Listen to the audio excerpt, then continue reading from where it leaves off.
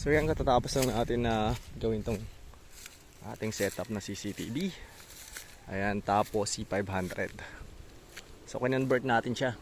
So kwanto pangalan to, waterproof, water resistant. So wala siyang solar panel, kaya ginawa natin siya ng setup na meron siyang solar charge controller. Ayan, charge yan. Tapos meron tayong baterya na LiPo4 6500 mAh. Tapos meron tayo ditong DC to DC back converter. Ito yung nag-convert ng 9 volts, 12 volts papunta 9 volts. Yun yung papunta sa camera natin. So yun lang, I hope na nagustuhan nyo. Kung may kayo, may bukid na hindi abot ng kuryente, so po pwede itong CCTV na to. Waterproof yan. Convertan nyo lang ng ganito.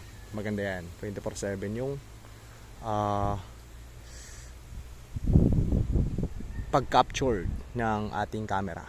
Hindi katulad ng iba na kasi dahil ka po sa baterya, ito hindi to, sobra to sa baterya para dito sa CCTV natin.